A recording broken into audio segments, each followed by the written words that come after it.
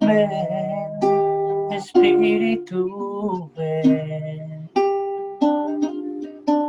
Ven y llena hoy mi ser. Ven y llena hoy mi corazón. Ven, Espíritu, ven. Ven, Espíritu, ven. Ven y llena hoy mi ser. Ven y llena hoy mi corazón. Ven, Espíritu, ven. Haz llover, haz llover.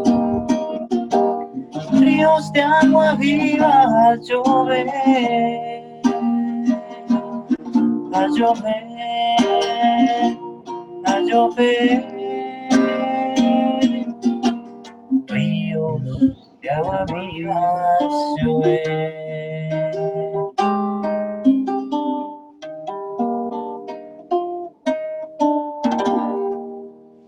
Bueno, entonces para hoy, en el nombre del Padre, del Hijo y del Espíritu Santo, tendremos en cuenta el título de este encuentro bíblico que se llama Maestro, ¿dónde habitas? ¿Dónde vives? ¿Dónde moras? Bueno, vamos entonces a dar inicio de una vez a esta presentación. 2 minuticos. Ya arrancamos.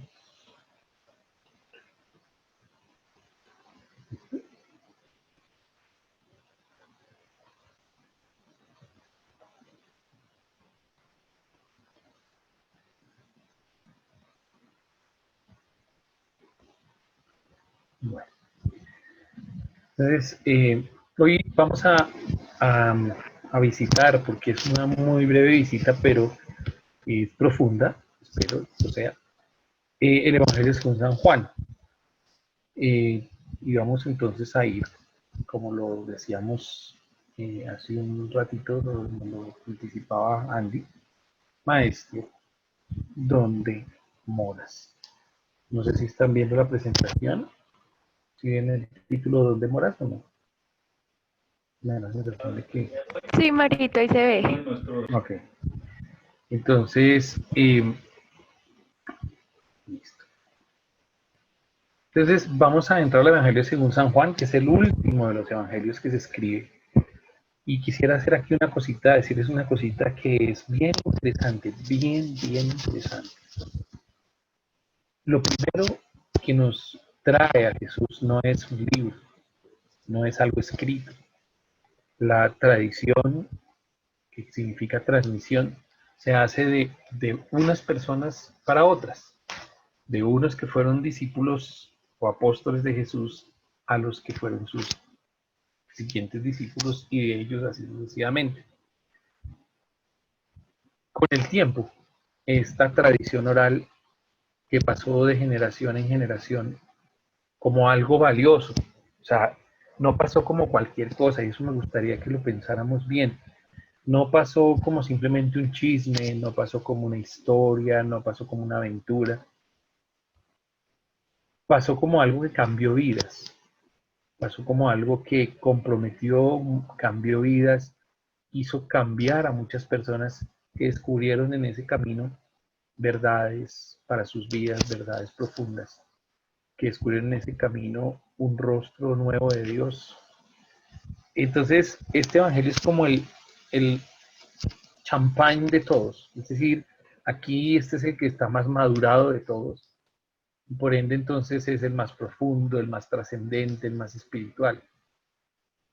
Se le atribuye al apóstol Juan, y el más joven del grupo, el más joven, cuando Jesús vivía era el más joven, según la tradición.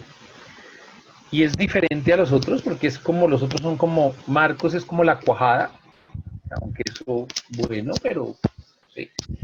El queso digámoslo, campesino, por así decirlo, sería como el Evangelio de Mateo o el de Lucas, que ya, bueno, de pronto un poquito más elaborados, y este sería como el queso, ya el que guardamos y tiene un sabor diferente y es más fuerte y es más apetecido, digámoslo así, no porque los demás no sirvan, porque cada uno sirve, sino porque es el que tiene más densidad, digámoslo así, de queso. Y pese a su carácter más elevado, no deja de revelarnos quién es Dios. No solo quién es Dios, sino, y ya lo vamos a ver qué más nos revela. Vamos a empezar leyendo el primer capítulo. Vamos a leer esencialmente los versículos 35 al 39. Pero para ubicarnos en este evangelio vamos a leer unas partecitas. Yo he hecho algunas ediciones de adrede, pero vamos a proceder a leerlo de una untada rápida. Este es el principio, así empieza el evangelio según San Juan. Y dice, en el principio existía la palabra, y la palabra estaba con Dios, y la palabra era Dios. Ella estaba en el principio con Dios. Todo se hizo por ella, y sin ella no se hizo nada de cuanto existe. En ella estaba la vida, y la vida era la luz de los hombres. Y la luz brilla en las tinieblas, y las tinieblas no la vencieron. La palabra era la luz verdadera que ilumina a todo hombre que viene a este mundo. En el mundo estaba, y el mundo fue hecho por ella, y el mundo no la conoció. Vino a su casa, y los suyos no la recibieron. Pero a todos los que la recibieron les dio poder de hacerse hijos de Dios, a los que creen en su nombre, la cual no nació de sangre, ni de deseo de hombre, sino que nació de Dios. La palabra se hizo carne y puso su morada entre nosotros, y hemos contemplado su gloria, gloria que recibe del Padre como Hijo único, lleno de gracia y de verdad, pues de su plenitud hemos recibido todos y gracia por gracia. Porque la ley fue dada por medio de Moisés, y la gracia y la verdad nos han llegado por Jesucristo. A Dios nadie le ha visto jamás. El Hijo único que está en el seno del Padre, Él lo ha ocultado. Palabra del Señor. Gloria a ti, Señor Jesús. Podríamos quedarnos en solo este pasaje. Uno podría decir, es un elogio, una poesía, es algo que de alguna u otra forma nos quiere introducir al Evangelio. Y es muy denso, demasiado denso. Aquí hay una serie de ideas, una serie de cosas que uno dice, si uno lo lee de primerazo, habrá cosas que se le queden y otras que uno diga, ¿de qué está hablando? Pero hay una serie de ideas, fuerza, digámoslo así, en las que quiere hacer énfasis nuestro querido amigo Juan, el autor de este evangelio. Juan nos habla primero de la palabra, ¿sí? Y nos dice quién era o qué era, porque además se personifica la palabra. ¿Y qué hace la palabra? Y la palabra es luz, la palabra es creadora, la palabra está con Dios, la palabra es Dios, la palabra crea e ilumina, la palabra da vida, ahí dicen, ella estaba la vida. La vida es la luz, la palabra es luz porque da vida. Entonces, todo eso es la palabra, esencialmente, es creadora, da vida, da luz, ¿sí? y es Dios, porque está siempre con Dios, es lo que quiere decir. En el mundo estaba, segunda parte, es decir, ya, digamos, esto nos recuerda el Génesis, el primer libro de la creación, nos recuerda la creación. Pero ahora dice el mundo, ahora nos habla del mundo. En el mundo estaba y el mundo fue hecho por ella, obviamente, y el mundo no la conoce. Vino a su casa y los suyos no la recibieron. ¿Cuál es la casa? La casa de esa palabra, ¿sí? Esa palabra tiene una casa.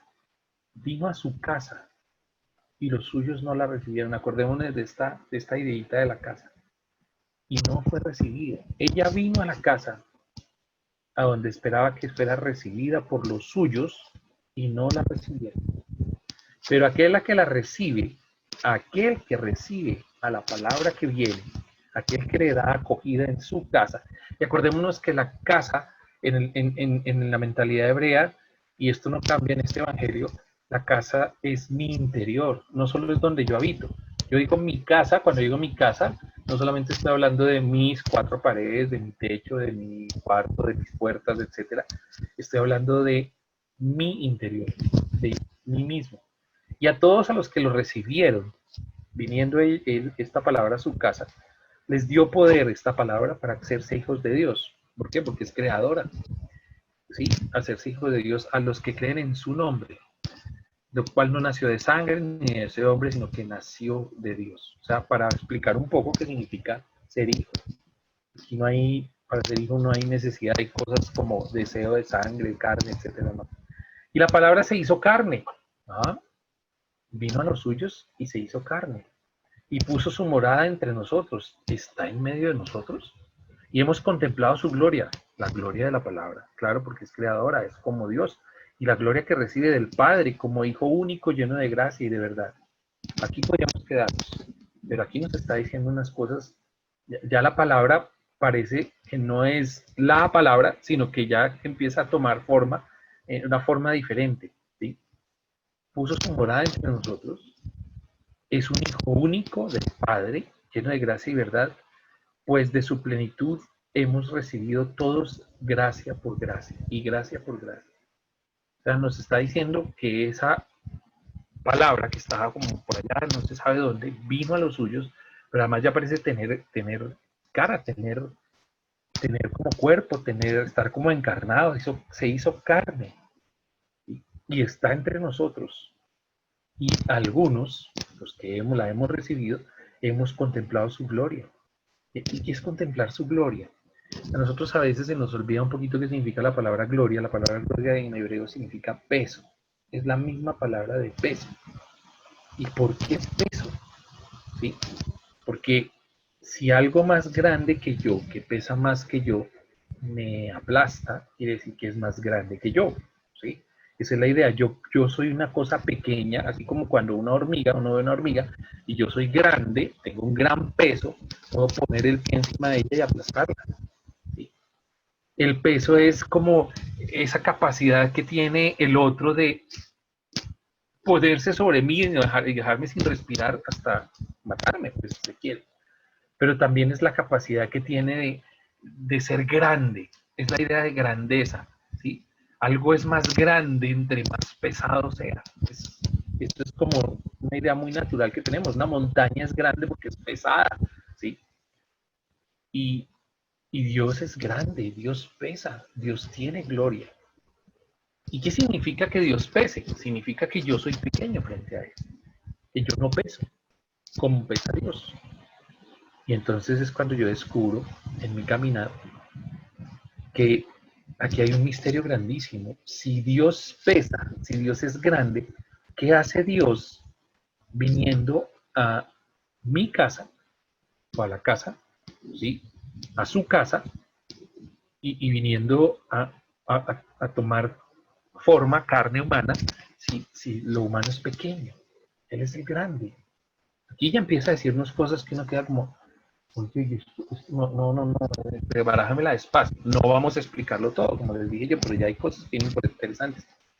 Y luego nos dice una cosa que para nosotros, porque la ley fue dada por Dios, por medio de Moisés, perdón, la ley quiere decir la enseñanza de Dios.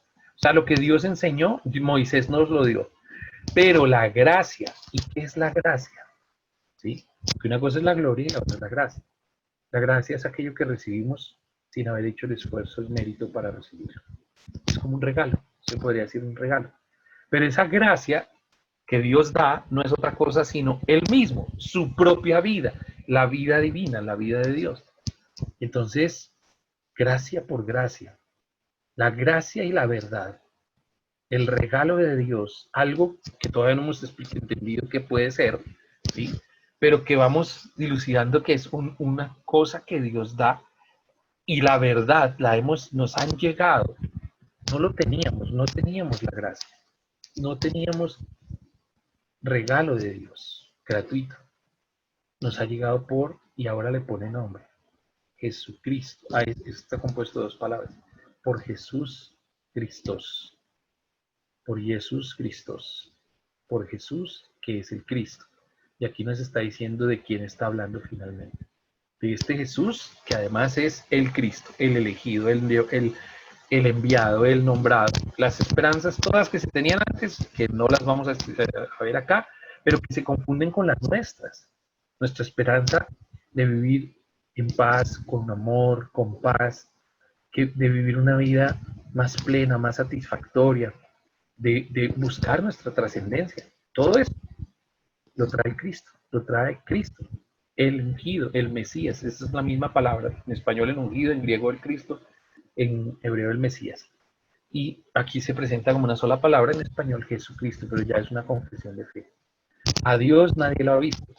El Hijo único, ya no se ha hablado del Hijo, el Hijo único, o sea, este, que está en el seno del Padre, Él nos lo ha contado. Antes no nos había dicho quién era, ahora nos dice. Se llama Jesús y es el Cristo. Miren que este evangelio no se va con rodeos. O sea, de entrada nos va diciendo un poco de cosas que uno dice, Dios mío, ¿y esto qué? Supongamos que nosotros nunca hemos podido hablar de la fe y nos encontramos con esto. O bien esto nos asusta, o bien nos invita a leerlo. Una de las dos. Pero no nos deja quietos. ¿De quién está hablando este Señor? ¿Qué es esto de hablar que es la palabra y que la palabra se hizo carne? ¿Qué es estas cosas que está diciendo? ¿Sí? O sea, este prólogo, digámoslo así, nos seduce mismo, nos cautiva.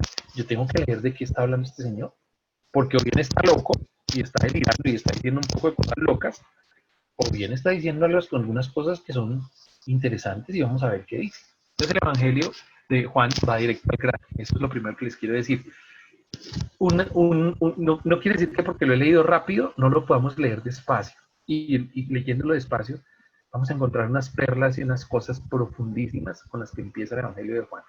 Juan, lo que sí quiero resaltar es no empieza como perita en dulce, ¿no? Juan sí empieza de una, es decir, se manda y ya, se mandó y hágale. Y ahora, pues ni siquiera nos narra cómo nació, solamente le interesa una cosa, es hijo de Dios, no importa de dónde inicialmente, cuál es su papá o su mamá, no importa. Se hizo carne, es lo que tenemos que saber. ¿Sí? Y uno podría decir, pues se bajó del cielo, ¿no? Después nos va a aclarar las cosas. Pero por ahora lo importante es eso. Él se hizo carne, está en medio de nosotros. No importa de dónde viene en cuanto a su humanidad, lo importante es de dónde viene en cuanto a su divinidad. Y por eso Juan no se distrae, entre comillas, como Mateo y como Lucas, contándonos un poco la infancia de Jesús, que en cierta forma también es una manera de presentarnos a Jesús, de dónde viene. ¿Sí? Pero aquí Juan sí, sin anestesia. Entonces pasa después a contarnos acerca de un Juan. No sabemos quién es este otro Juan, dice. Y este fue el testimonio de Juan, como si todo el mundo supiera quién es Juan. Entonces, cuando los judíos enviaron donde él, desde Jerusalén, sacerdotes y levitas a preguntarle, ¿quién eres tú? Y él confesó y no negó, confesó, yo no soy el Cristo. Y preguntaron, ¿qué pues? ¿Eres tú Elías? Dijo, no lo soy. ¿Eres tú el profeta? Respondió, no. Entonces le dijeron, ¿quién eres pues para que demos respuesta a los que nos han enviado? ¿Qué dices de ti mismo? Dijo él, yo soy la voz del que clama en el desierto. Rectificad el camino del Señor, como dijo el profeta Isaías. Los enviados eran fariseos. Y le preguntaron, ¿por qué pues bautizas si no eres tú el Cristo, ni Elías, ni el profeta? Juan le respondió, yo bautizo con agua, pero en medio de vosotros está uno a quien no conocéis, que viene detrás de mí, a quien yo no soy digno de desatarle la correa de las sandalias. Esto ocurrió en Betania, al otro lado del Jordán, donde estaba Juan bautizando. Palabra del Señor, gloria a ti, Señor Jesús. Entonces uno dice, ¿qué cambio? ¿Qué está pasando acá? Ahora nos habla de un Juan que van a interrogarlo, pero ¿por qué lo van a interrogar? ¿Qué es lo que está haciendo este Juan? Alguno de ustedes, si puede abrir el micrófono, ¿qué es lo que causa curiosidad? ¿Qué está haciendo este Juan, ¿sí? Que nos están presentando acá? Que nos dicen que está al otro lado del Jordán, ¿sí? Al otro lado del Jordán, nos dicen al final, es una zona desértica, está en medio del desierto. ¿Qué está haciendo este hombre allá? ¿Por qué envían gente desde Jerusalén? Nos dicen, enviaron desde Jerusalén, ¿sí? O sea, desde la capital, desde ¿sí? Desde donde está todo lo importante, desde allá enviaron sacerdotes y levitas a preguntarle, ¿quién eres tú? ¿Por qué? ¿Qué es lo que debe estar causando curiosidad? Preguntémonos un poco a partir del texto y contestémoslo a partir del texto. ¿Qué es lo que está causando curiosidad de lo que está haciendo este Juan? ¿Qué causa curiosidad? Alguien que me diga, abriendo el micrófono, me diga qué es lo que causa curiosidad. Lo que genera curiosidad pues sí, de Juan, es que bautiza. Es que bautiza. Es que está haciendo unas cosas un poco raras. Ay, perdón, me pasé. ¿Dónde estuve? Ya. Entonces, está haciendo unas cosas un poco raras, ¿sí? Está haciendo cositas un poco raras. ¿Ok? Andy, no sé si vale la pena grabarlo o no, porque si no lo hemos puesto a grabar, por si quieres grabarlo. Está haciendo unas cosas raras. Este hombre está haciendo cosas raras. Miren una cosa que siempre pasa con los evangelios. Los evangelios suponen que nosotros sabemos cosas. Siempre van a suponer que nosotros sabemos cosas. Que nosotros sabemos, por ejemplo, ¿sí? Ah, perdón, esto ya me pasé una diapositiva. Que nosotros sabemos, por ejemplo, dónde queda el Jordán, por ejemplo, no sabemos quién es el profeta, por ejemplo, sabemos quién es Elías, por ejemplo, sabemos que Isaías es otro profeta y que dijo, yo soy la voz del que clama en el desierto, recibirá el camino del Señor. Siempre el Evangelio supone de nosotros conocimiento. Y les doy una clave, chicos. Si ustedes no entienden, no inventen. Yo lo hacía, por eso fue que empecé a estudiar Biblia. Porque yo en muchas ocasiones me daba pereza, literalmente lo confieso, irme a buscar quién era Elías, quién era Isaías, porque Isaías había dicho esto, porque Juan escribía esto, y yo ahí hacía lo que podía y sacaba alguna exégesis, pero en realidad eso no era ninguna exégesis, porque en realidad no estaba entendiendo el texto. Entonces, siempre que nos encontremos con un texto, el texto hace una cosa de nosotros, y es que asume que nosotros no estamos desnudos, que nosotros tenemos un conocimiento. Y si tengo dudas, lo mejor es ir a buscar un comentario, lo mejor es ir a buscar quién es Elías, quién es entonces Isaías, y por qué entonces cuando se menciona Elías, de quién están hablando, ¿sí? Y en eso, tengo que admitirlo, nos llevan mucha ventaja nuestros hermanos protestantes, porque ellos sí empiezan a leer la Biblia de cabo a rabo y entonces ellos dicen, ajá, ya sé quién es Elías, ajá, ya sé quién es Isaías. Y entonces cuando vuelven a leer esto por segunda vez, por tercera vez, por cuarta vez, ya les cobra más sentido. Nosotros somos un poco frescos con eso. Ay, dejemos que el Padre nos explique. Él nos explicará, pero el Padre no tiene tiempo de explicar ni quién es Elías, ni quién es Isaías, ni a quién están, y tampoco yo ahorita. Porque este no es el pasaje en el que quiero centrarme, pero quiero hacer un contexto. Entonces, fíjense que lo simpático es que hay un señor que se llama Juan, que está haciendo unas cosas raras, ¿sí? Y entonces la gente de Jerusalén quiere saber si él es el Cristo. Bueno, no digas, ¿quién es él? ¿Sí? ¿Quién es él? Y le preguntan, ¿eres Elías? No lo soy. ¿Eres el profeta? No lo soy. ¿Sí? Pero entonces lo primero que dice Juan, Juan el Evangelista, o sea, el escritor dice, él confesó y no negó. O sea, lo primero que pone en palabras de Juan es, no soy el Cristo. Yo no soy el Cristo. Pues es lo que quieren saber, yo no soy el Cristo. ¿Por qué? Porque nada más en la época de Jesús había muchos que se trataban por Mesías. Mesías el Salvador del mundo, y entonces nosotros vamos a salvarnos ¿de quién? De los romanos que nos oprimen, de los sacerdotes que también nos oprimen, vamos a ser liberados de todo. Y esa es la esperanza un poco era esa. Estoy caricaturizando lo que significa Cristo, porque eso implica muchísimas cosas más. ¿Sí? Entonces vienen y le preguntan, ¿tú eres el que nos va a liberar más o menos? Y dice, no, yo no soy. Entonces, ¿quién eres? ¿Elías? No. ¿El profeta? No. Y entonces, ¿quién eres pues? Para que demos respuesta a quienes nos han enviado. Y aquí este texto me deja con una invitación, y es, alguien que te ha visto, te ha preguntado, o han enviado a alguien a preguntarte, ¿quién eres? ¿Sí? ¿Y cuál es tu respuesta? Porque esta pregunta nos llega a nosotros. ¿Cuál es mi respuesta apropiada a esta pregunta? ¿Quién eres tú? Listo, yo digo, yo no soy el Cristo. Pero ¿quién eres? Para que podamos dar razón. Si alguien llega y dice, bueno, ¿y quién eres tú? No, yo soy un joven de Domus. Ah, tú eres un joven de Domus. ¿Y qué hacen en Domus? ¿Qué es eso de Domus? ¿Quién eres, pues? ¿Sí? No solo qué haces, es quién eres más que qué haces. Si yo digo, yo estoy en Domus y participo en reuniones y hago muchas cosas muy bonitas y pongo el Zoom y veo cosas y ya tal, pues eso no es de quién eres. Dice, ¿qué haces en Domus? Y la pregunta es, ¿quién eres? ¿Sí? Entonces, ¿qué debería yo contestar esa pregunta? Es la pregunta que dejo suelta porque no la voy a contestar acá. ¿Qué debería yo contestar esa pregunta? A la luz, les voy a dar una pista, a la luz de lo que acabamos de leer, ¿sí? Dice aquí, a los que le recibieron les dio poder de hacerse hijos de Dios. Ok. Entonces, ahí puede ir la respuesta que estamos buscando. Pero él dice, yo soy la voz del que clama en el desierto. Yo soy una voz simplemente que anuncia. Y eso me dice muchas cosas, porque yo también puedo ser una voz que anuncia. ¿Sí? Entonces después los enviados, fíjense que la palabra enviados vuelve y se repite, ¿no? ¿Por qué bautizas tú si no eres tú el Cristo, ni Elías, ni el profeta? Yo bautizo con agua. O sea, para mí esto es otro ritual, si se quiere, dentro de todos los rituales judíos, dentro de uno de los cuales hay una piscina en la cual las personas entran y salen para hacer una purificación antes de entrar al templo, ¿sí? Porque eso era una manera de purificarse, ¿sí? De hecho, al hombre que tocaba a una mujer cuando estaba con la regla, pues se le pedía que hiciera un baño purificador, porque era prohibido que hubiera tocado a una mujer en esas circunstancias. Y más a la mujer acercarse al hombre. Bueno, esas eran las circunstancias de esa época, y entonces le tocaba ir a hacer un baño de purificación. Entonces le dice, yo bautizo con agua, o sea, yo sumerjo a las personas en agua. Bautizar significa sumergir. Yo sumerjo a las personas en agua, ¿sí?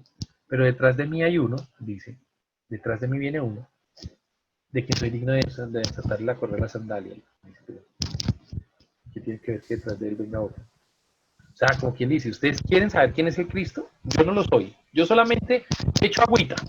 Pero detrás de mí viene uno. O sea, si ustedes están buscando al propio, al que es, al patrón, como dirían por ahí, viendo estas series de Netflix, viene detrás de mí. Ya viene. ¿Sí? O sea, quédense aquí, espérense un ratico que ya viene detrás, no se preocupen, síganme la pista, que yo los voy a llevar a él.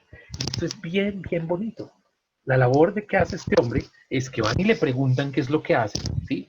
Y él contesta qué es lo que hace. Soy una voz que anuncia. Aquí no me voy a quedar en ese anuncio, porque ese anuncio es una voz que anuncia.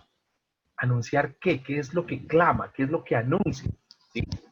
Y uno piensa que rectificar el camino del Señor es que yo tengo que rectificar mi camino. No, está diciendo es rectifiquen el camino del Señor, o sea, por donde el Señor va a pasar. O sea, vuelvan recto el camino por donde el Señor va a pasar.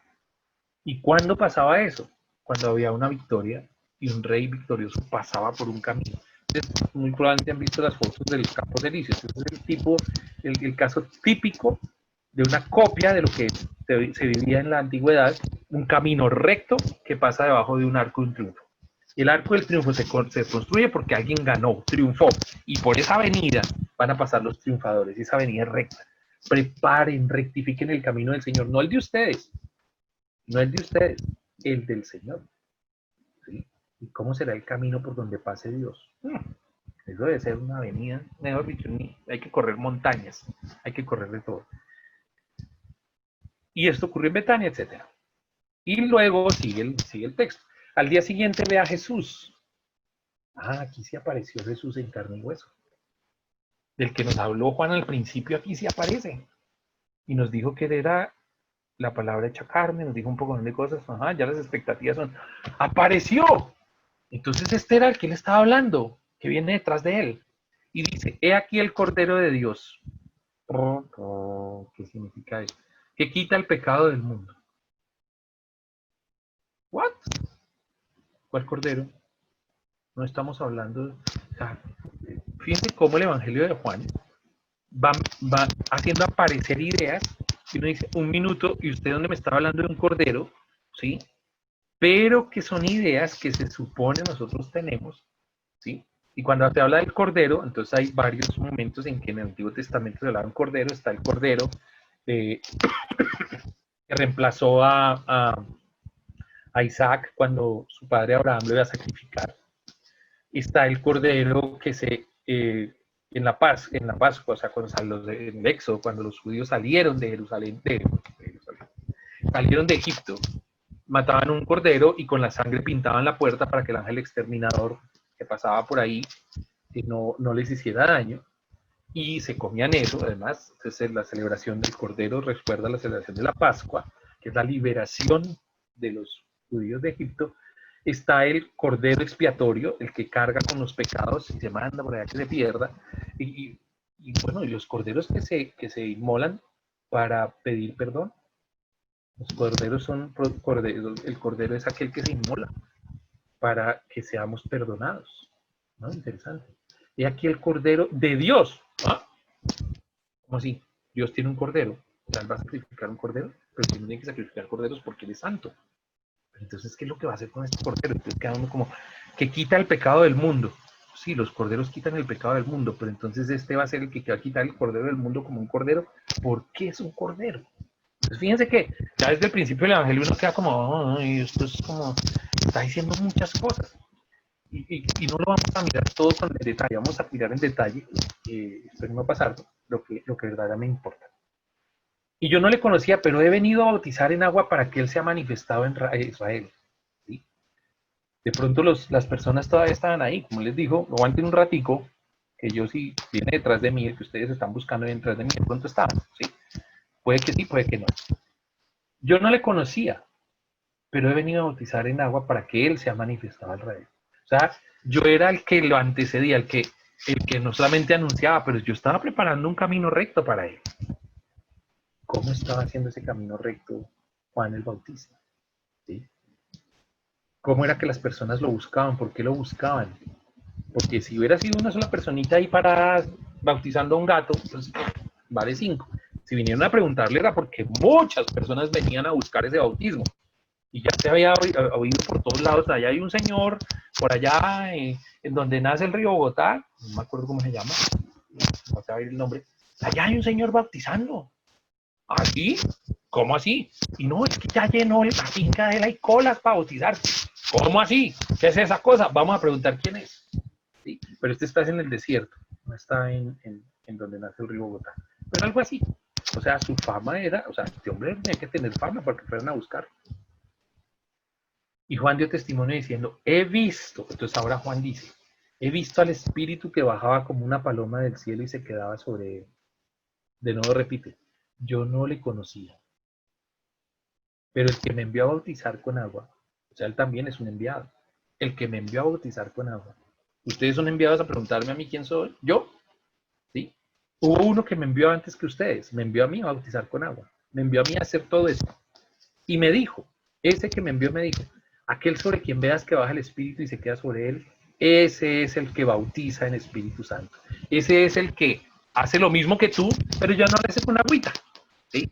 Ese es el que sumerge a las personas, las mete hasta el fondo en Espíritu Santo. ¿Qué es eso de meterlos en Espíritu Santo? ¿Qué es eso de bautizar en Espíritu Santo? ¿Qué es eso del Cordero de Dios que quita el pecado del mundo? ¿Qué es esas cosas? Y miren qué tan importante es buscar esto y qué tan trascendental son estas frases que algunas las repetimos en la misa. ¿Sí? Este es el Cordero de Dios que quita el pecado del mundo, dice el sacerdote. ¿Sí? Repitiendo las palabras de Juan el Bautista cuando se refiere a Jesús. Cuando Juan el Bautista ve a Jesús, lo muestra, lo señala. Aquí es, este es, he aquí el Cordero. ¿Sí?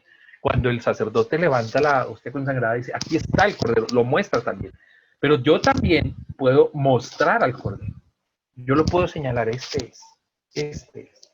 Y esto es esencialmente lo que nosotros hacemos en Docus.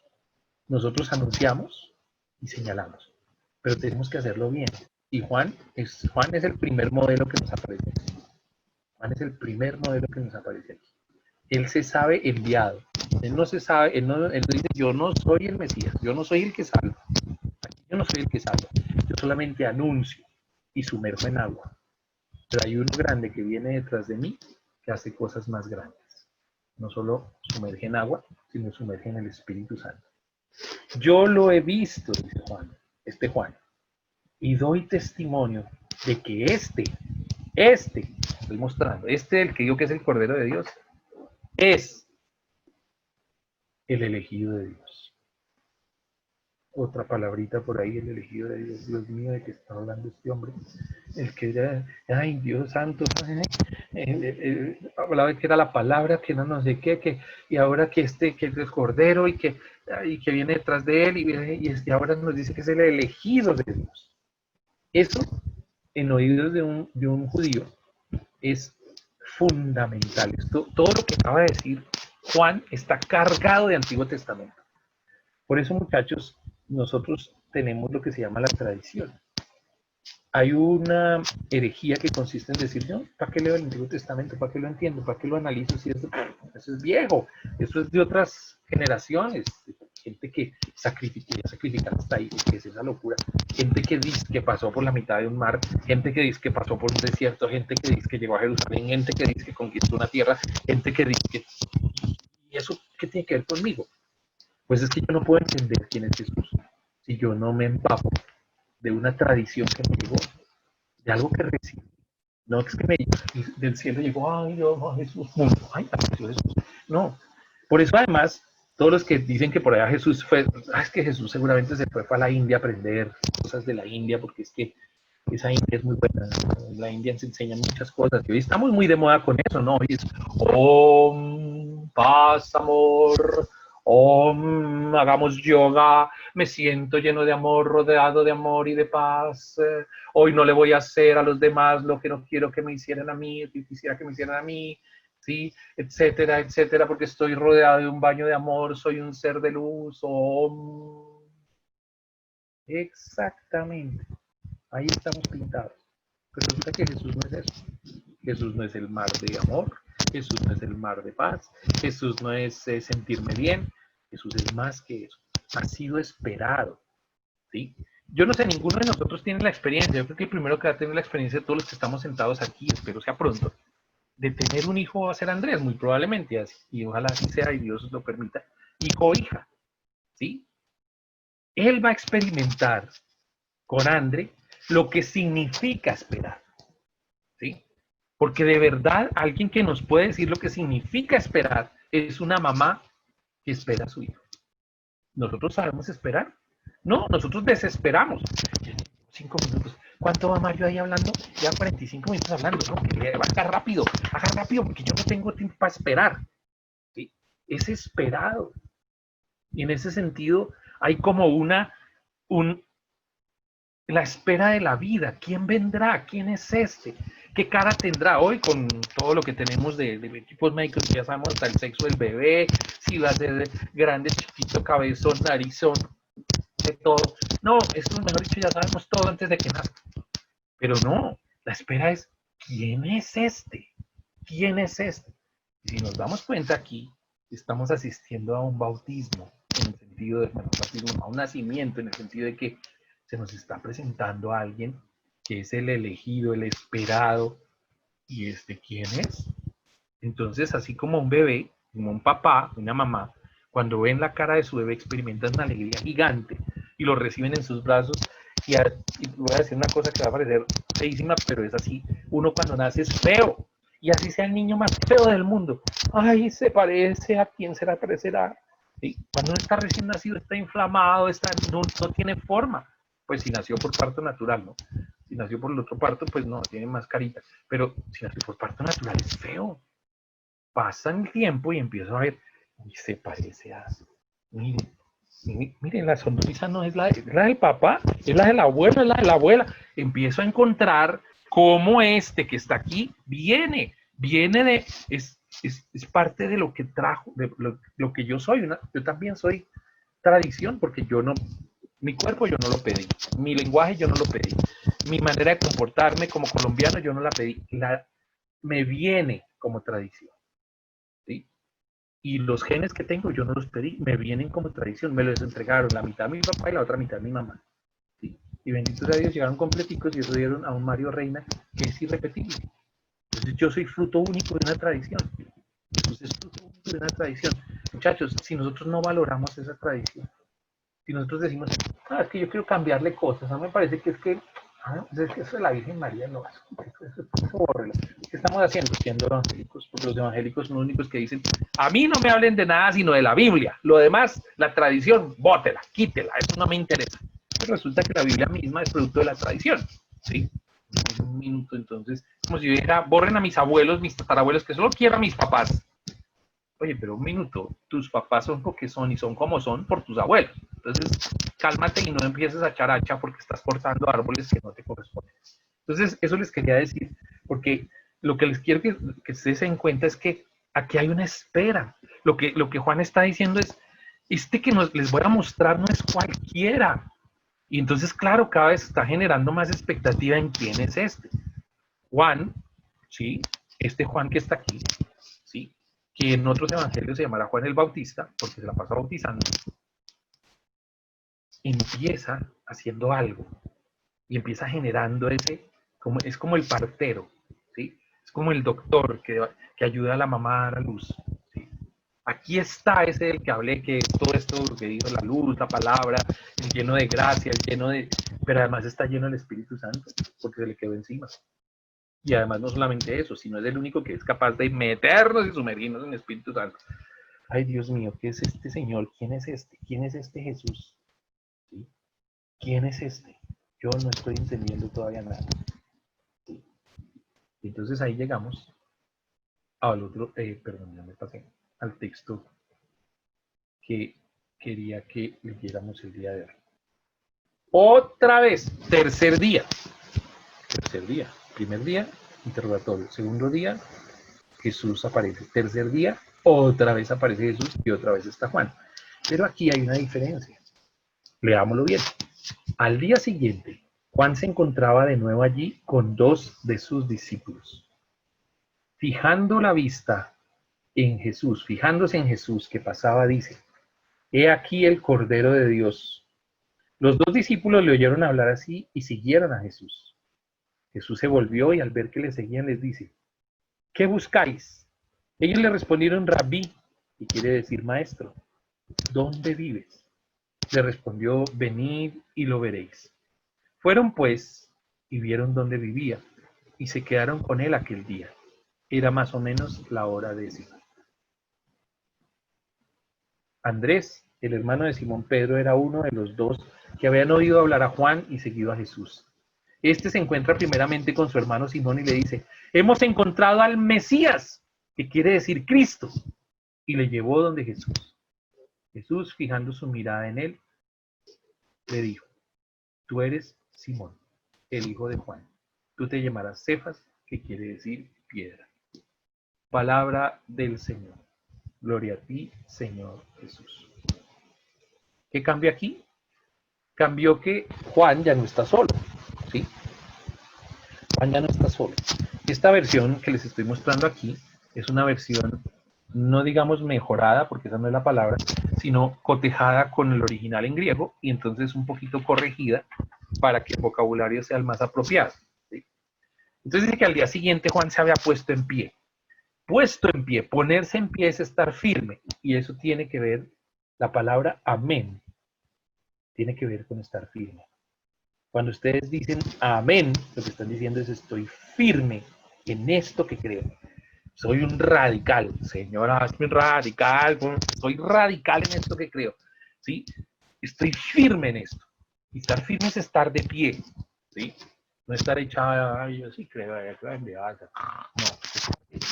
con lo que eso implica, ¿sí? Estar vivo, estar de pie significa muchas cosas para el hebreo, como para nosotros, ¿no? Un muerto no está de pie, un perezoso no está de pie, un dormido no está de pie el que está vivo, ¿sí? Y está de pie el que se mantiene, ¿sí? Porque estar de pie todo pues no es cansador, es todo lo que ustedes quieran, pero mantenerse de pie y estar de pie es perseverar, es estar ahí, es estar firme donde se necesita. Y este hombre está diciendo, esto es como un amén, ¿sí? Está firme, persevera con dos de sus discípulos. Ah, aparecieron ahora dos gatos más, dos personajes más. Entonces quiere decir que Juan tenía discípulos. O sea que sí era cierto que tenía fama, pero no solamente tenía fama, sino que esos discípulos lo consideran a él también un maestro. O sea, él era maestro. Rabí, él era rabí. Ajá. O sea, era alguien que enseñaba. Ok. Y estos dos discípulos están ahí con él. Y pasa algo semejante a la vez pasada. Jesús pasa y él vuelve y se fija en él. ¿Sí? Pero esta vez dice, he ahí, de nuevo dice, el Cordero de Dios. Estos discípulos debieron haber escuchado el día anterior que dijo exactamente lo mismo. ¿Sí? Pero esta vez estos discípulos ya no se quedan quietos. Ya lo han oído decir que ese que pasó es más grande que él, que ese que pasó es el Cordero de Dios que quita el pecado del mundo, que ese que pasó es el elegido de Dios, que ese que pasó es el Cristo, que ese que pasó, ajá. Entonces, mi querido amigo Juan, muchas gracias por haber sido nuestro maestro. Hasta aquí llegamos. Juan no se queda con sus discípulos. Juan no los acapara, no dice, ¿para dónde van? Vengan para acá. Ustedes son mis discípulos, no se vayan, porque si yo me quedo sin discípulos, ¿qué voy a hacer? Yo me voy a quedar solito. Y fíjense cómo esto nos enseña a nosotros también, cómo nosotros no podemos pretender, ¿sí?, ser maestros, sino que hay uno solo. Y yo no puedo pretender ser maestro con discípulos, porque mis discípulos no son míos, ¿sí? O sea, ustedes pasan por Domus, son parte de Domus, son los que le dan vida a Domus, pero no se quedan en Domus. Y nosotros no vamos a agarrarlos y ¡ay, no se vayan! Obviamente, si se van para abajo, pues ahí sí les vamos a decir, hey, ¿para dónde van? Pero si se van y siguen su camino en la vida, creciendo en Dios, pues bienvenidos, ¿sí? Bienvenidos, porque ese es el camino. Si van a seguir conociendo a Jesús, pues pueden ir. Pero si van otra vez a regresar, pues mejor no se vayan, quédense aquí porque aquí todavía le falta crecer un poquito. Estos dos discípulos se fueron, dice, se fueron. Oyeron. ¿Se acuerdan que la semana pasada hablamos, o antepasada, hace como 15 días, no sé, 3 semanas, hablamos del Shema, escuchar? Escucharon hablar así a Juan y decidieron entonces tomar una decisión. Y la decisión fue que seguir a Jesús, ir tras de Jesús. ¿Sí? Y entonces van siguiendo a Jesús. Entonces vamos a aquí a abrir los micrófonos. ¿Cómo nos imaginamos a estos hombres siguiendo a Jesús? Yo quisiera que alguno me dijera cómo se los imagina siguiendo a Jesús. ¿Cómo se imagina a estos hombres siguiendo a Jesús? Alguien que me... Admirados. ¿Admirados? Comprendidos, obedientes. Tú, no sé, a mí me parece que... Pues sí, están... Pero ¿cómo lo... O sea, ¿cuál sería el sentimiento original? O sea, ellos no conocen a Jesús. Ellos lo están siguiendo porque le creen a Juan, ¿sí? ¿Y cómo me sentiría yo si yo digo, le creí a Juan, pero yo no conozco a Jesús, pero lo estoy siguiendo? Desconfiados. Con incertidumbre. Con incertidumbre, exacto. Con preguntas. Como con preguntas, exactamente. Estamos detrás de él, porque fíjense, yo me los imagino que se fueron detrás de Jesús, pero no se atrevían, porque el texto nos lo revela, ¿sí? No se atrevían como a decirle, hey, maestro, estamos detrás de ti. Hola, ¿cómo estás? ¿Cómo te llamas? Queremos conocerte. No, como que el mismo texto nos intuye que el que tomó la iniciativa como para que se conocieran fue Jesús. Los otros estaban ahí como, bueno, ¿y tú qué crees? ¿Nos pegamos más? ¿Nos pegamos menos? ¿Los seguimos más? ¿Los seguimos menos? ¿Qué hacemos? ¿Sí? ¿Qué hacemos? O sea, ellos muy seguramente tenían muchas dudas y empezaron fue a literalmente casi que a perseguirlo, ¿sí? ¿Para dónde va? ¿Qué está haciendo? Miren, miremos a ver. Y como que qué hora le preguntamos, y a qué hora nos presentamos, y pues porque cuando pasó Jesús pasó, pues este hombre ellos tomaron tiempo en, pues, imagino que en recoger sus cosas y seguir detrás de Jesús, ¿sí? Y claro, pues corrieron un poco, y llegaron, bueno, listo, ya, si habremos tomado la decisión correcta, estaremos haciendo lo correcto. Pues no sé, pues sí, yo creo que sí, el corazón nos dice, y pues nuestro maestro anterior nos dijo que sí, y nos lo presentó como que este era el que había que seguir, pues eso es lo que sentimos en nuestro corazón. Pues bueno, vamos detrás de él. Pero bueno, ¿y quién le habla? ¿Y quién se presenta? No, usted, no, primero yo, no, primero, ay, no, Dios mío, ¿ahora qué hacemos? Bueno, por lo menos que no se nos va a perder, porque hay hermanos que hemos perdido, pues porque el otro se va de donde estábamos, que ahí ni idea cuándo los vamos a encontrar, por lo menos que este no se nos pierda. Yo me los imagino en una actitud como de búsqueda, como de, ¿y qué le preguntamos? Y llenos de preguntas, y llenos de incertidumbres, ¿y quién es este? ¿Nos va a regañar? ¿Cómo será este que nos dicen que es el elegido, el Cordero de Dios? O sea, si entendemos, porque ellos son judíos y son discípulos de Juan, entendemos lo que eso significa porque eso fue lo que los llevó a seguirlo. Pero a la vez están llenos de preguntas. ¿Cómo será hablar con él? ¿Qué nos irá a decir? ¿En qué idioma nos va a hablar? ¿Nos va a hablar allá? El Dios Todopoderoso, el intocable, el impajaritable, el que está allá arriba mirando, os manda a decir, ¿cómo nos hablará? ¿Cómo serán sus palabras? ¿Sí? Entonces, sí, van siguiendo a Jesús. Y cuando uno sigue a alguien, ¿qué le conoce? La espalda y el cabello, pero no de su rostro. Y resulta que Jesús se da cuenta, al ver que le seguían, ¿sí? Jesús se volvió y al ver que le seguían les dice, ¿sí? O sea, se volteó y se dio cuenta que estos dos venían detrás de él. Entonces, él de una les pregunta, ¿qué buscáis? ¿Mi reloj, mi celular, me van a atracar o qué? No, ese no es el sentido de eso. Ustedes están buscando algo. Ustedes me empezaron a seguir porque buscan algo. Y la pregunta fundamental es, ¿qué buscan? ¿Qué es lo que están buscando? ¿Sí? Y esa pregunta es la pregunta que hoy quiero que metamos en nuestro corazón. Nosotros hemos tenido muchas razones para seguir a Jesús. Muchas. Que me siento muy bien en Domus, que me siento feliz, me sentí feliz haciendo una charla y sintiendo cómo el Señor sanaba mi vida, que, o sea, listo, yo tengo razones para seguirlo, ¿sí? Y Jesús hoy dice, bueno, listo, está bien que me sigas, pero espérate, ¿por qué me sigues? ¿Qué buscas? Y entonces estos hombres, un poquito cogidos a boca de jarro, y esto es muy importante que ustedes lo tengan en cuenta, cuando alguien contesta, y ya lo vimos en el pasaje del ciego Bartimeo, cuando alguien contesta, las primeras palabras que dice son importantísimas. Allá, el ciego Bartimeo, cuando Jesús le pregunta, ¿qué quieres que haga por ti? ¿Sí? ¿O qué quieres tú de mí? Él le dice, Rabuni. Lo primero que quiero es que seas mi maestro. Y aquí es el mismo caso. ¿Sí?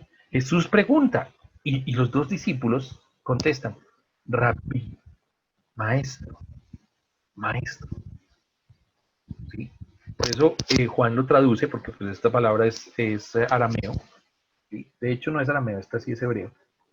Que quiere decir maestro, didáscalos en griego. De ahí viene, ¿cómo se llama esto? Didáctica, ¿sí? El arte de enseñar. Eh, le dicen maestro, ¿dónde moras? ¿O dónde vives?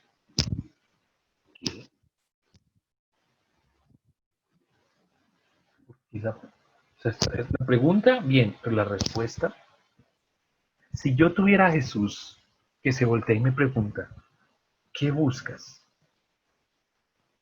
Yo le diría tu rostro, la vida, no sé, de pronto cosas más, pero la respuesta suena un poco como, ¿y este que está, qué buscas? ¿Dónde moras? Esto como que no tiene sentido. Pero es una pregunta fundamental, porque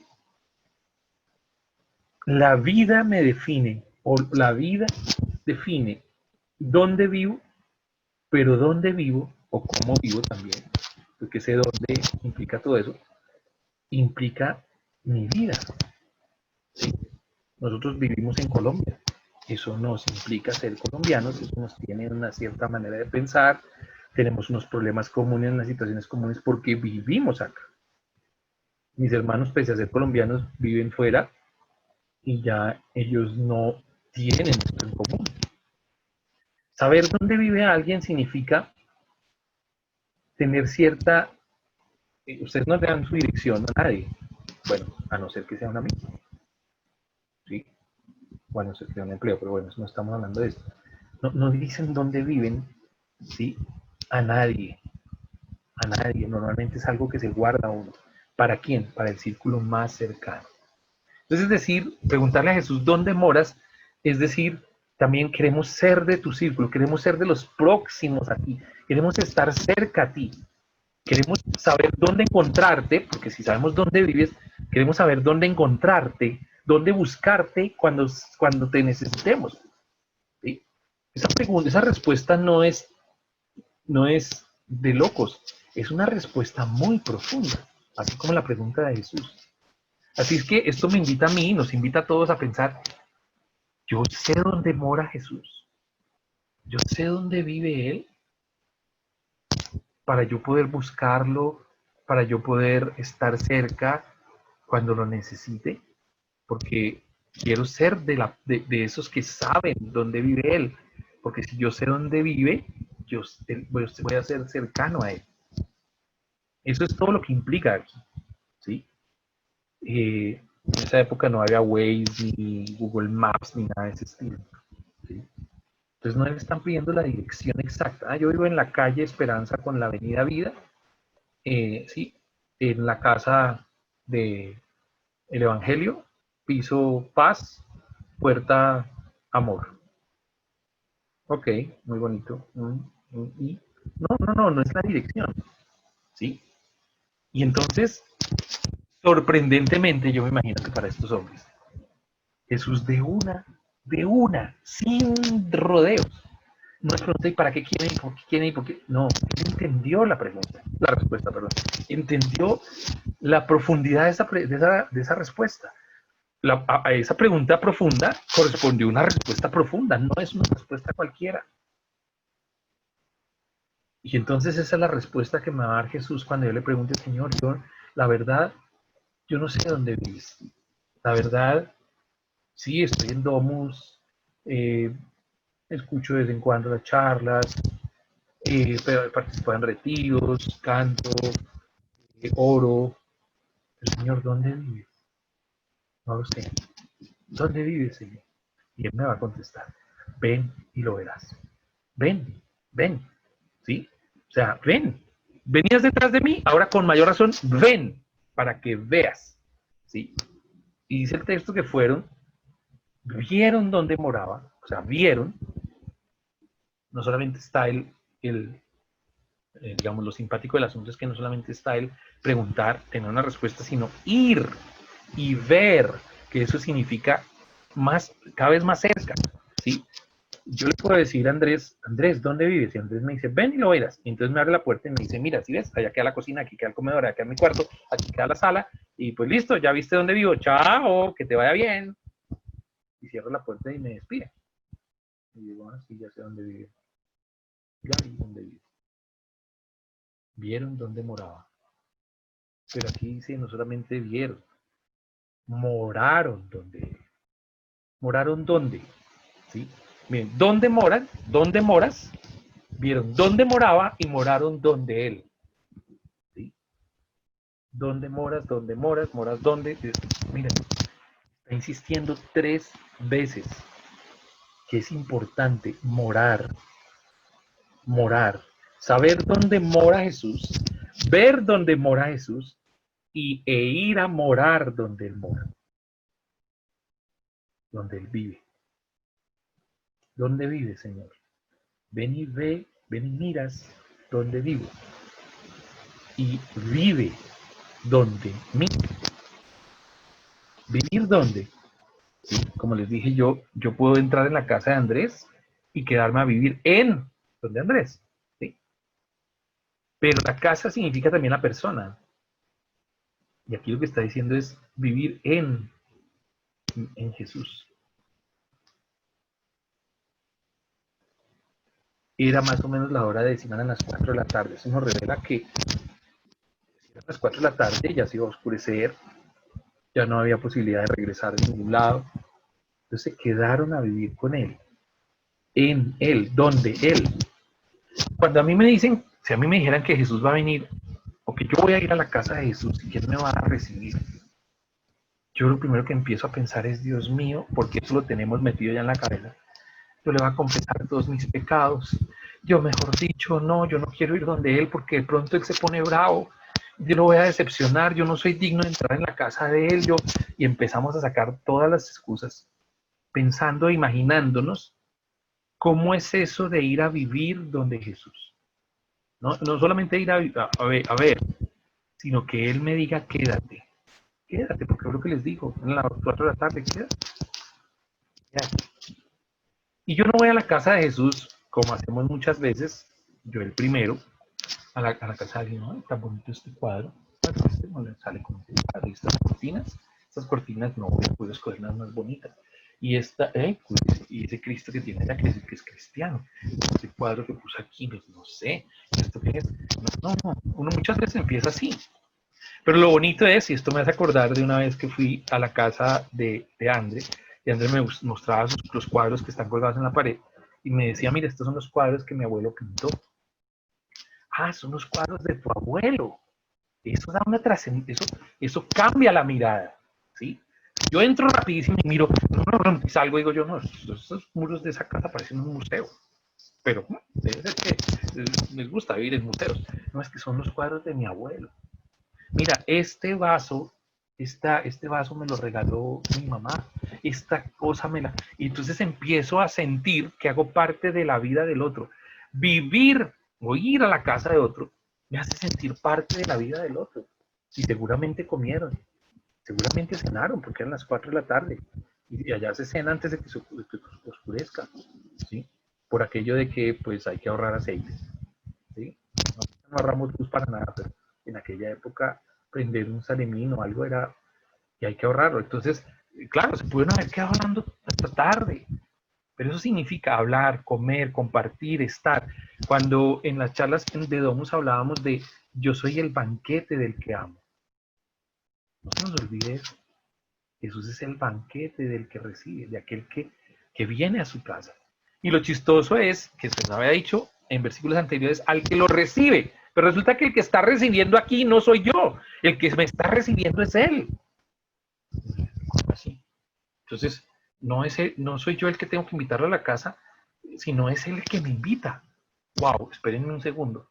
Entonces, ¿cómo hago yo para recibirlo si él es el que me recibe? Pues muy sencillo. Estamos hablando de la casa de tu interior. Si él te recibe en él, tú eres capaz de recibirlo en ti. Y miren una cosa. Este es el primer relato en el Evangelio de Juan acerca de lo que significa ser discípulo de Jesús. Y el primer paso es seguirlo, andar detrás de él. No, que no se me pierda dónde se va, dónde se metió. Lleva 3 horas, se ha metido en esa casa, salió, esa es la casa de él, entonces él entra a las 4 y sale a las 10 de la mañana, ¿sí? Las 10, la hora décima son las 4 de la tarde porque la hora se empieza a contar desde las 6 de la mañana, ¿no? Es la hora del día, entonces la hora décima, la décima hora del día es las 4 de la tarde nuestra. Entonces él llega a las 4 de la tarde y a veces llega con la gente y bueno, listo, ya sé lo que hace Jesús, ya sé, pero yo no estoy viviendo. Yo no vivo en él.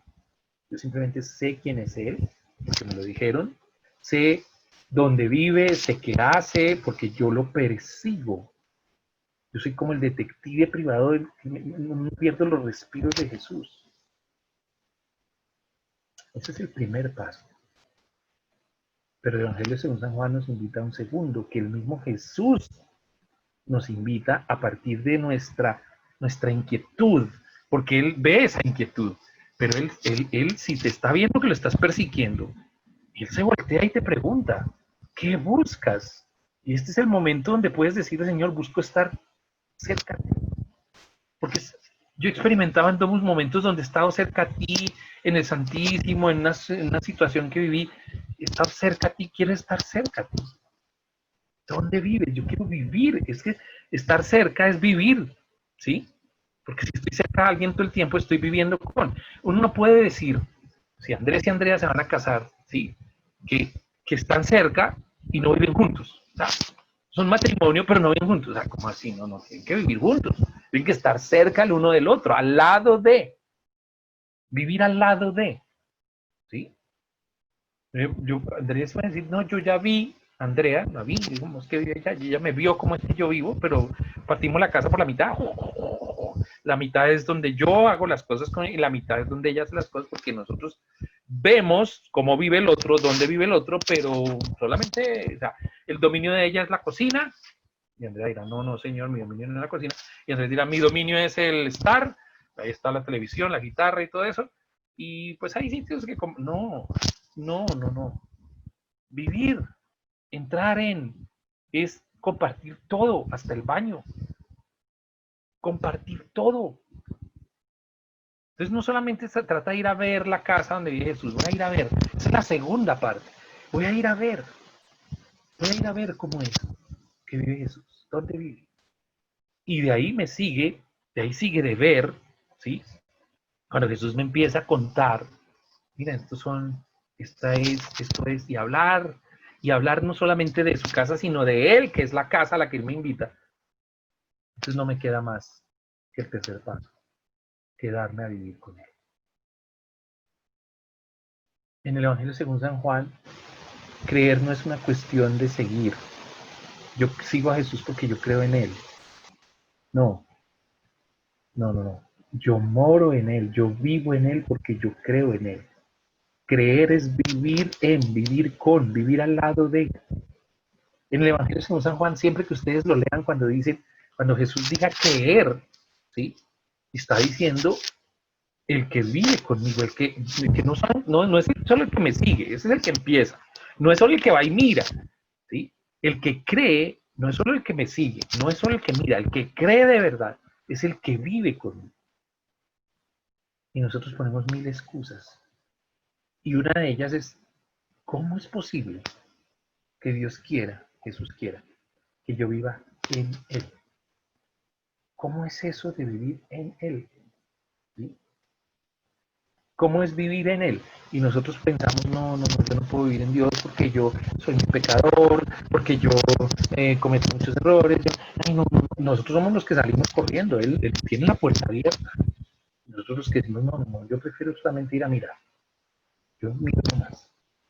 Entonces nos perdemos riquezas como la palabra misma, nos perdemos riquezas como la Eucaristía, nos perdemos riquezas como la oración, porque vivir con Dios es buscarlo. O sea, está ausente, ¿dónde lo busco? ¿Sí? Lo busco en el otro, lo busco en buscarlo. ¿Sí? Y ya el Evangelio nos dirá, pues, cómo es esto de vivir con, de vivir en Él, de morar en Él. Pero lo simpático del asunto es que a renglón seguido nos pasa lo siguiente. Andrés, el hermano de Simón Pedro, que era uno de los dos, entonces eran dos, ¿cómo se llamaba el otro? El otro no tiene nombre. Cuando en el Evangelio alguien no tiene nombre, entonces quiere decir que yo quepo ahí. O sea que yo soy uno de esos. Tal vez tú llegaste a Domus porque hubo un Juan que te dijo, este es, síguelo a él, no me sigas a mí, síguelo a él. ¿Sí? Este es tu Salvador, este es el que te va a sanar tus heridas, este es el que te va a consolar, este es el que te va a acompañar, este es el que te va a dar lo que necesitas para ser feliz. Este es, síguelo. Y tú empezaste a seguirlo. ¿Sí? Ahí estás metido con Andrés. Ahí vas caminando con Andrés. Y se encuentra con su hermano Simón y le dice, hemos encontrado al Mesías. Hemos encontrado al Mesías. Va y le anuncia, ¿sí? Ella entiende quién es este. Entonces, yo también podré decir, es mi Mesías, es mi Salvador. Porque tal vez digo, no, yo sé de Jesús de lejos, o tal vez no, yo he visto lo que él hace en Domus, o sea, yo he visto cómo todos lloran, cómo nos conmovemos, yo lo veo, sí, pero da el paso siguiente, no te quedes ahí. Yo quisiera terminar con una frasecita, la frase de Jesús, donde les dice, ay, qué pena con ustedes que yo no aprendí a manejar esta vez. Venid y lo veréis. Vengan y lo verán. Jesús nos invita a vivir en su morada, en Él. Él es Dios, nos han dicho. Él es el Hijo de Dios, el lleno de gracia, el lleno de verdad. Él es el Cordero de Dios, Él es el elegido de Dios. Y Él dice, yo quiero que tú vengas a vivir en mi casa, en mí, conmigo. ¿Sí? Hoy los jóvenes dicen, ay, me ama tanto que me invitó a ir a que me pusiera a vivir con Él, hermana. Eso es otro sentido, ¿no? Pero es el sentido del amor. Yo te amo tanto que no puedo pasarme de ti. Bueno, obviamente pues los jóvenes lo usan más en el sentido, no puedo pasarme de ti, no puedo pasar una noche sin ti, pero el resto me vale 5. bueno, yo también fui joven y pues no solamente estoy diciendo de ustedes, o sea, me perdonen si suena, ay, no, Mario está echando piedra. No es eso. Es que ese sentimiento los jóvenes, o nosotros lo usamos para decir, me haces falta, necesito que estés a mi lado. Y es Dios el que lo está diciendo. Pues viene el Evangelio de Juan más adelante, nos va a decir, aquí, en Juan capítulo 11, dice lo siguiente, resulta que se ha muerto Lázaro. Lázaro se murió, bueno, Lázaro se enfermó, las hermanas de Lázaro, Marta y María, envían a unos mensajeros a Jesús para que venga porque Lázaro está enfermo y Jesús no va. Entonces deciden no ir, no vamos a estudiar todo el texto, no va, se queda y después va cuando se murió. Como dice, llegó tarde, hay que llegar tarde Jesús. ¿Sí? Entonces le hacen un reclamo, pero cada una le dice, si hubieras estado aquí mi hermano no hubiera muerto. Pero miren que en este versículo, en el versículo 34, se repiten esas mismas palabras, ven y lo verás. Pero esta vez lo dice María, ¿sí? Ante una pregunta de Jesús, que es, ¿dónde lo habéis puesto? Y ella le responde, Señor, ven y lo verás. ¿Cómo empieza esto? Jesús se encuentra con esta segunda hermana, María. María está sufriendo la muerte, María está sufriendo en su corazón el hecho de que su hermano no esté. La soledad, el vacío más absoluto que puede existir es enfrentarse a la muerte de un ser querido y saber que ya no va a estar. Y enfrentarse a las consecuencias de eso, porque además ellas quedaban sin hermanos, dos mujeres sin esposo, ¿sí? Solas, o sea, pasaban a ser don nadie, porque el que las defendía, el que las cuidaba era el hermano. Entonces, toda esa sensación de vacío, de dolor, de tristeza, de sinsentido, que los seres humanos experimentamos ante nuestras heridas y nuestros sufrimientos, son lo que acompañan a María. María está hecha un mar de lágrimas y no entiende lo que está sucediendo. Y está llena de vacío. Su casa es un vacío absurdo. Su interior es un vacío. ¿Sí? Por esa tristeza que la está invadiendo, ese sinsentido, esa impotencia, ese saber que no puede hacer absolutamente nada. Por ese amor que tenía por su hermano. O que tiene por su hermano. Y Jesús la ve de nuevo. Ve llorar. Y también lloraban los judíos que la acompañaban. Jesús no se queda impasible, no, pues que chillen. Ahorita les voy a recitar algo para que vean quién soy yo. Pues que ellos chillen. No importa porque yo soy Jesús, el Hijo de Dios, el elegido, el Santo de Israel. A mí no me interesa si chillan. No. Miren lo que dice aquí. Se conmovió interiormente.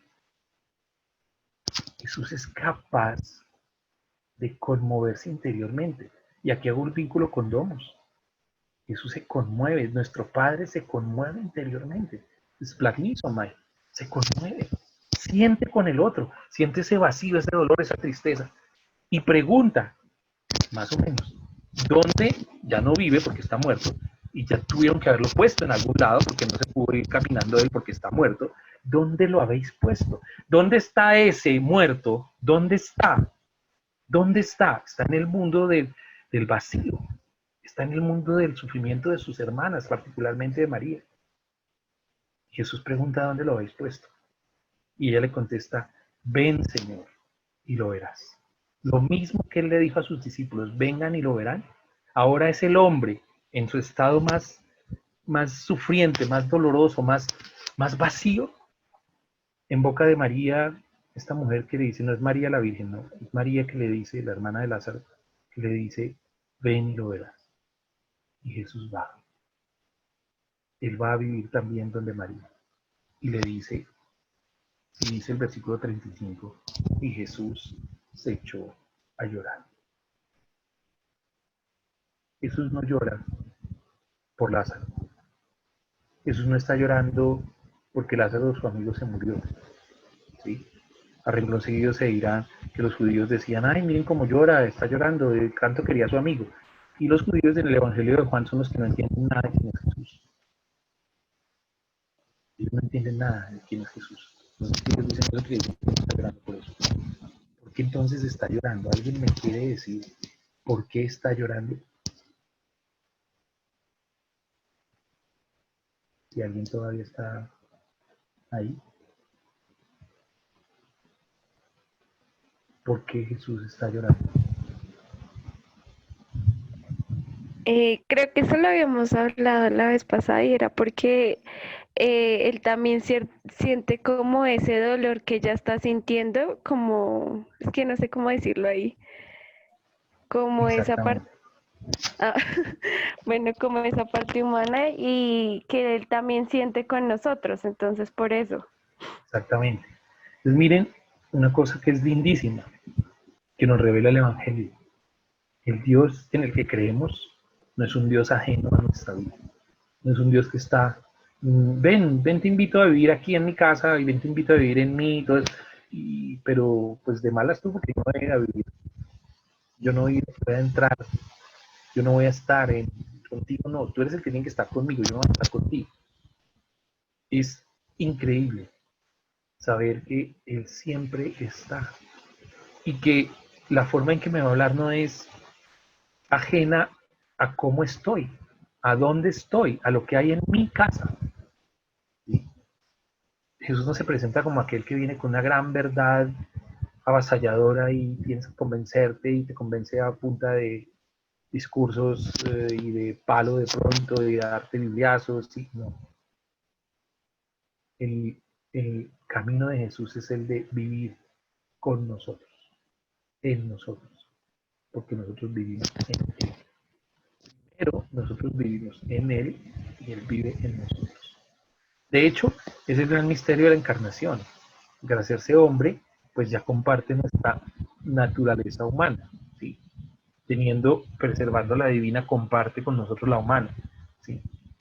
Y yo repetiré hasta la saciedad, Jesús no se hace hombre para entenderme, para consolarme, para darme amor, para estar conmigo, para acompañarme, etcétera. No, no.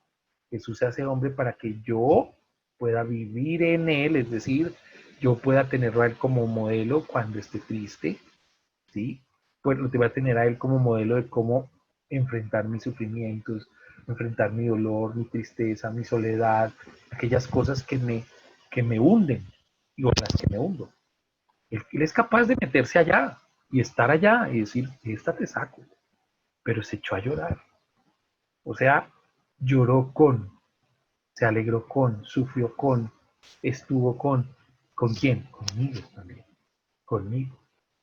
Por eso es que, aunque parezca una cosa loquísima, Jesús no estuvo con Marta y María cuando murió Lázaro porque no quiso, una puede decir, el culpable que se había muerto era Jesús, porque no fue a tiempo.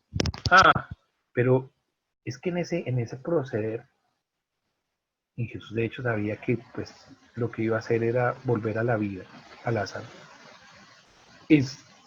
Nos enseña una cosa, mira, tus dolencias, tus sufrimientos, tu soledad, tus traumas, todo eso, no le des tanta importancia.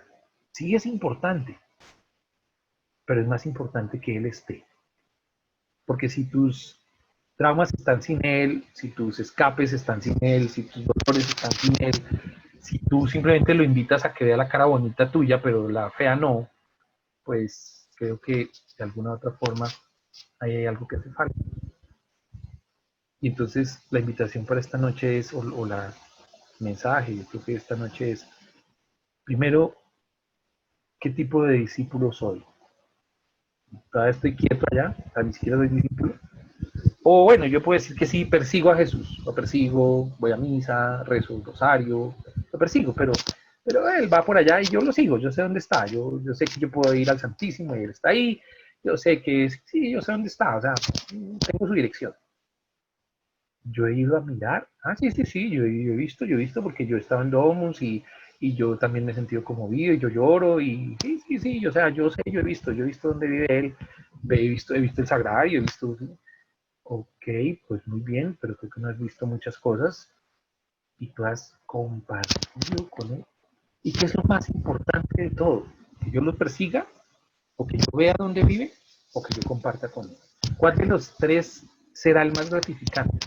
¿Cuál de los tres será el que me llena plenamente? ¿Cuál de los tres será? Así es que si hoy no te sientes invitado a a llenarte de Jesús, a buscarlo más. ¿Cómo lo buscas más? Dedica más tiempo a tu oración, no que no sea, ay Señor, que me vaya bien, gracias por todo, bendícenos y acompaña siempre, amén. No, siéntate, habla con Él. Señor, no sé qué pasa, no estoy entendiendo, explícame tú, acompáñame. Y Él está ahí. ¿Sí? ¿Y Él está ahí para qué? Para resucitar muertos. Resucitó, y no voy a entrar en detalles, resucitó a Marta, la primera hermana. Aquí está resucitando María, la segunda, ¿sí? Y resucitará a Lázaro, el muerto, muerto, muerto. Uno podría decir, aquí había 3 muertos, sí. No voy a entrar más en detalle de esto, pero lo interesante es que Jesús viene para dar vida y yo vivo en Él, ¿sí? Y Él vive en mí. Que no sea simplemente una cosa que sale de nuestra boca, pero que no tiene sentido, ¿sí? Hay momentos en que de pronto pensamos que es más, no sé, ventajoso escaparme, como decimos en Domos, por una llamada, un videojuego, lo que sea. Que tu escape sea estar en Él, ¿sí? Y así van a cambiar muchas cosas, muchas perspectivas. Yo hubiera querido finalizar, pero el tiempo ya se me agotó, con un pequeño testimonio de lo que esta pandemia ha hecho para que yo me diera cuenta que estaba más de mirón, ¿sí? Que había momentos en donde decía, sí, sí voy a vivir, pero que me faltaba vivir.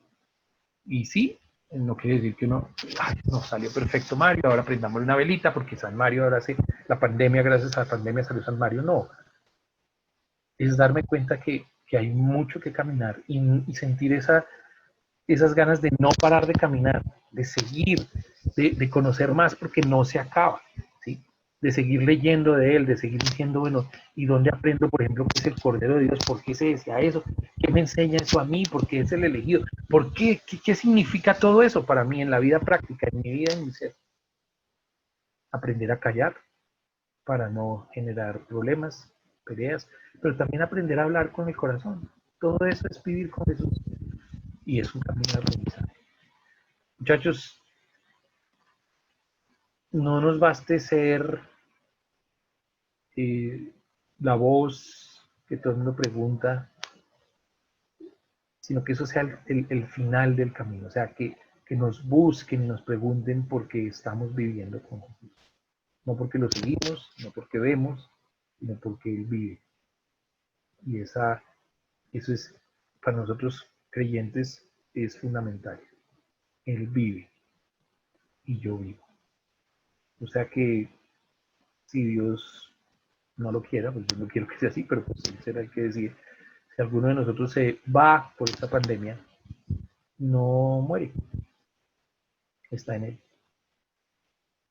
Entonces, fíjense que de alguna u otra forma esta es la invitación que hoy el Señor nos quiere hacer a través de estos pasajes del Evangelio.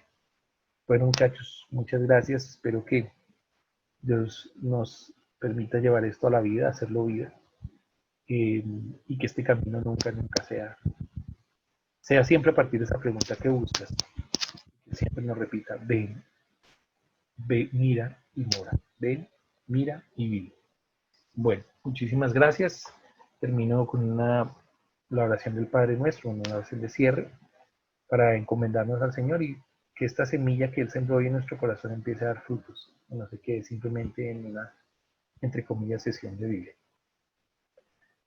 Gracias, Señor, por tu vida. Gracias, Señor, por invitarnos a vivir en ti.